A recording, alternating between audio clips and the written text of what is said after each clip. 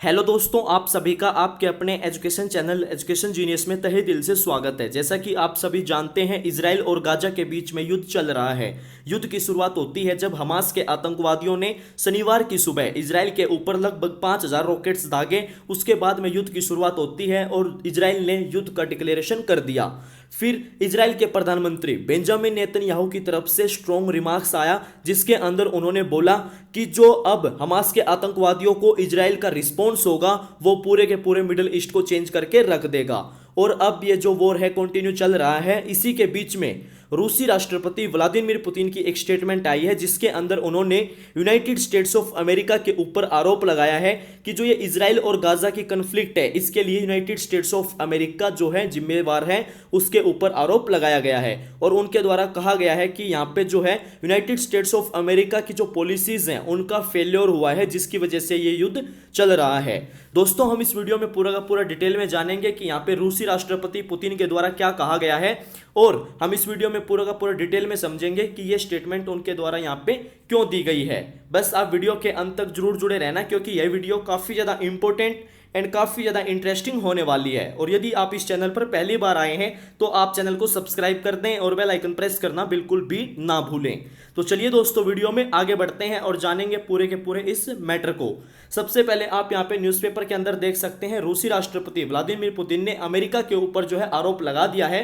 कि जो ये इजराइल और गाजा का युद्ध चल रहा है, इसके लिए यूनाइटेड स्टेट्स ऑफ अमेरिका जिम्मेवार है। और यहाँ पे दोस्तों हम इसके बारे में ये भी जानेंगे कि जो इजराइल की मिलिट्री है उनके द्वारा भी एक यहाँ पे बयान दिया गया है, जिसके अंदर उन्होंने बोला है कि जो 1500 बॉडीज हैं ऑफ हमास ऑपरेटिव्स की वो मिली हैं यहाँ पे इजराइल की टेरिटरी में। हम इसको भी डिटेल में कवर करेंगे। और दोस्तों, वीडियो में आगे बढ़ने से पहले आप एक बार चैनल को सब्सक्राइब जरूर कर दें।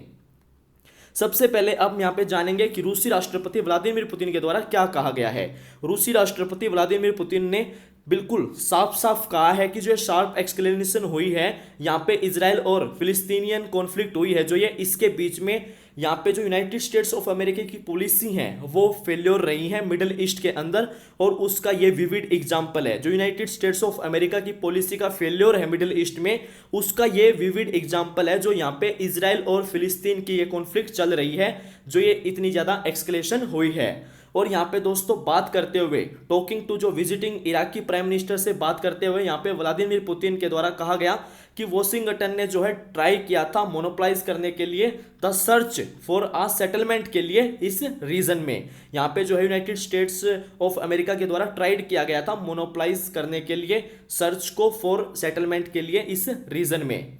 और यहाँ पे दोस्तों रूसी राष्ट्रपति व्लादिमीर पुतिन के द्वारा यह भी कहा गया है कि वो ये सोचते हैं, जो मैनी पीपल्स इस बात से एग्री होंगे, जो वो सोचते हैं कि ये क्लियर एग्जाम्पल है यूनाइटेड स्टेट्स ऑफ अमेरिका की जो पॉलिटिक्स है उसका ये फेल्योर रहा है मिडिल ईस्ट के अंदर। और उसका ही ये यहाँ पे क्लियर एग्जाम्पल है जो ये इतनी ज़्यादा एक्सक्लेनेशन बढ़ गई है। और जो यहाँ पे ये युद्ध चल रहा है इजराइल और गाजा की जो ये कन्फ्लिक्ट हुई है, उसके लिए यहाँ पे रूसी राष्ट्रपति व्लादिमीर पुतिन ने साफ साफ जो है यूनाइटेड स्टेट्स ऑफ अमेरिका को ब्लेम किया है।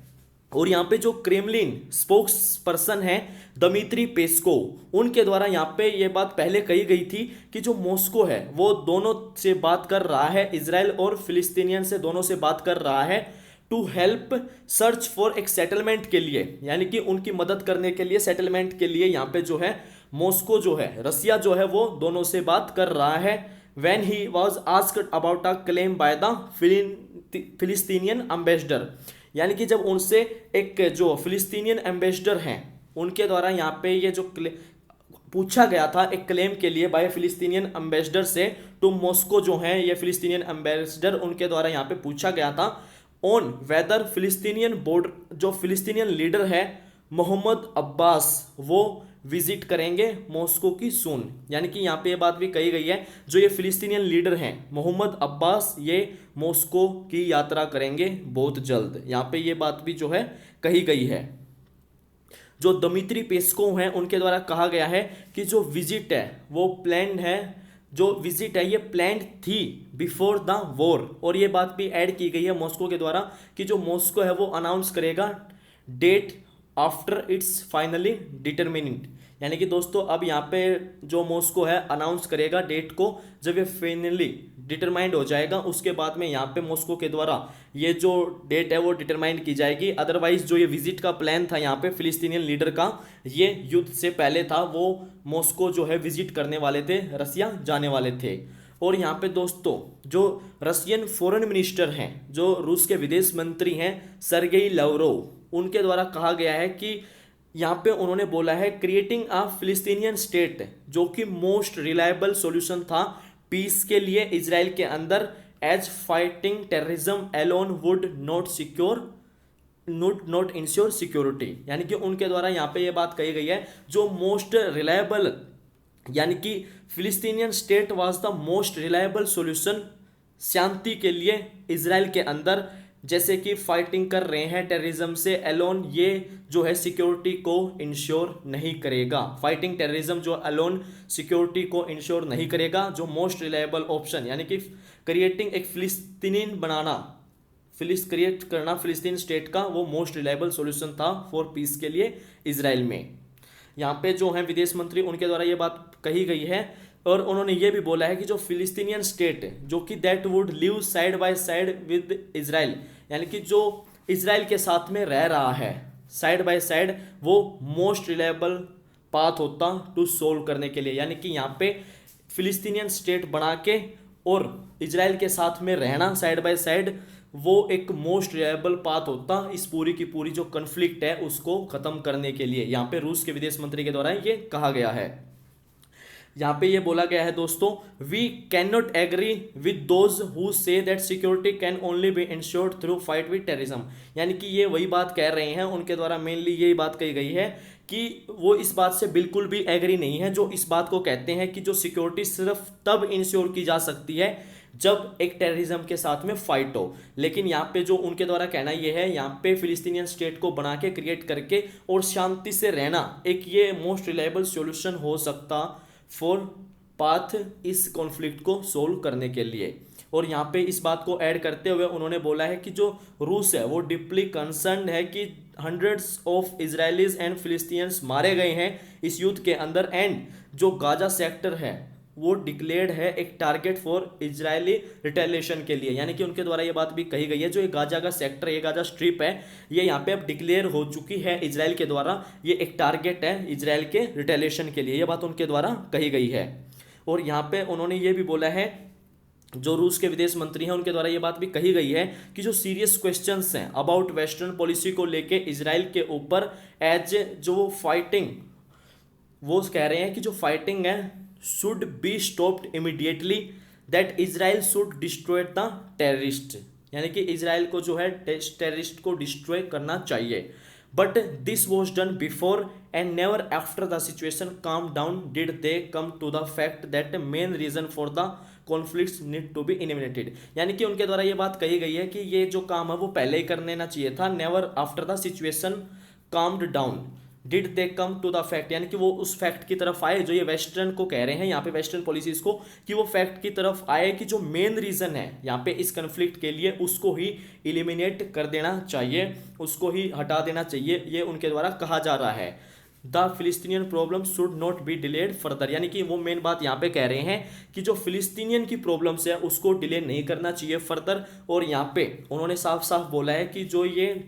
कार्य है ये पहले ही कर देना चाहिए था। अब जो यहाँ पे ये सिचुएशन ऐसी हो चुकी है, दोनों देशों के बीच में जो है युद्ध चल रहा है और दोनों तरफ से जो है लोग मारे जा रहे हैं। अब उन्होंने ये बोला है कि सबसे मेन जो बात है वो उस फैक्ट के ऊपर नहीं आए, जो ये वेस्टर्न पॉलिसी मेकर हैं, जो वेस्टर्न पॉलिसी बना रहे हैं, वो उस फैक्ट पे नहीं आए कि जो मेन रीजन है उसको ही एलिमिनेट कर देना चाहिए, वो उसके ऊपर नहीं आए।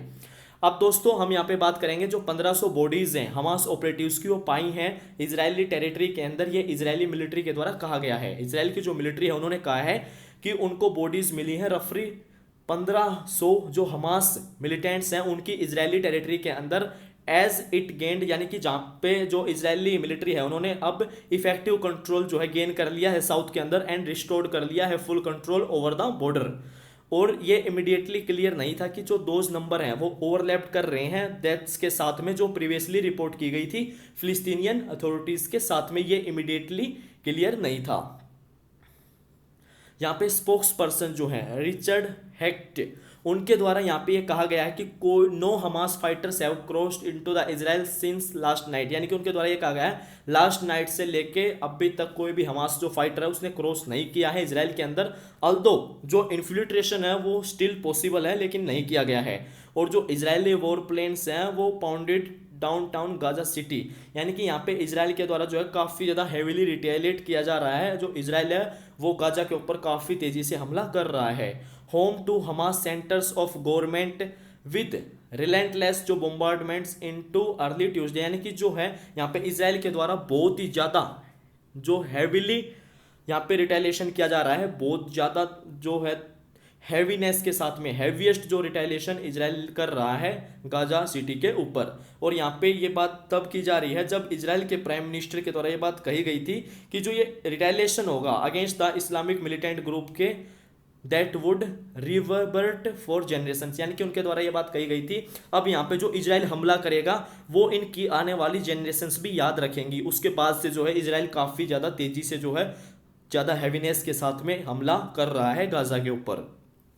और जो ये 4 डे ओल्ड वॉर यानी कि 4 दिन से जो युद्ध चल रहा है ऑलरेडी क्लाइम्ड हो चुका है। एटलीस्ट 1600 जो